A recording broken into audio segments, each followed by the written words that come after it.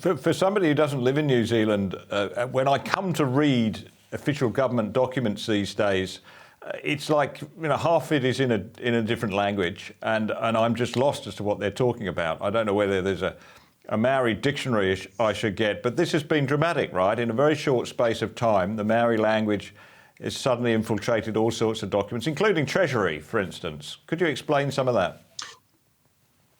Yes, that is a correct perception. So when I arrived here 10 years ago, I could easily read government documents because they were written in English, and I had learned that at school.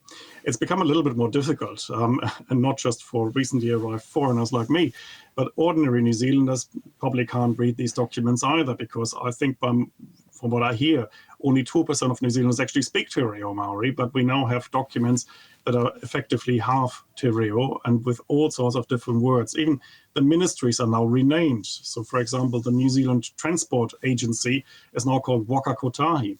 We have a housing agency, Kainga Ora.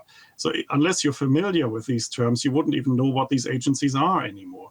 And the whole thing, of course, goes down to the name of the country. So in official government documents, you will not find that many references to New Zealand anymore. It will be called Aotearoa. So the change in language is almost complete now. It is kind of ironic. In 2015, then Prime Minister John Key had a referendum on flag change. That was quite a limited endeavor. So all he wanted to do was to change the flag and remove the Union Jack and have something a little bit more New Zealand, maybe with a koro or something like that. And even that was rejected by the New Zealand population. And it was a really kind of symbolic and relatively meaningless thing in comparison. Well, it's 7 years on, and they're changing everything about the country, including the name of the country, and nobody's ever asked about it. So how do ordinary Kiwis react to this? Are they up in arms? Are they all over talkback radio? Well, there are two responses you get from Kiwis. One is in private and the other one is in public. In private, they will tell you that they don't understand anymore what's happening.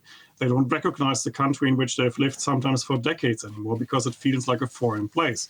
The place has changed so much and people are unhappy with the direction of travel.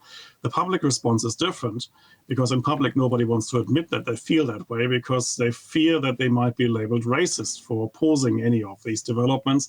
And so it's a very unhealthy thing. I think if you polled New Zealanders asking them whether they still feel able to say what they really think in public, I suspect a large majority, maybe 80–90% of people would say that they don't dare to say anymore in public what they really think, which again is very unhealthy for democracy.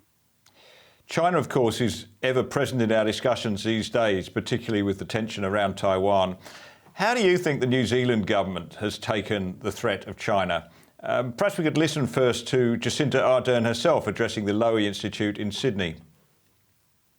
While we all have a concern, and rightly so, about any moves towards militarisation of our region, that must surely be matched by a concern for those who experience the violence of climate change. Well, there she is, putting climate change on a par with tensions with China. Elsewhere in the speech, she says things are not black and white in geopolitics. We shouldn't force other countries to take sides. To us, that sounds like a country that's in the throes of appeasing China. Am I right? Yes, you're right. I mean, with our Prime Minister, it depends what speechwriter she had for the day, because you can hear very different things about China in the West from our Prime Minister. So she turned up, of course, at the NATO summit in Madrid about a month ago and delivered a very good speech, I thought, on standing together in the West and confronting the challenges of Russia and China. Just a few weeks later, then, turning up in Australia, speaking at the Lowy Institute, she had completely changed her tune, and suddenly it sounded like she wanted to really make up with China.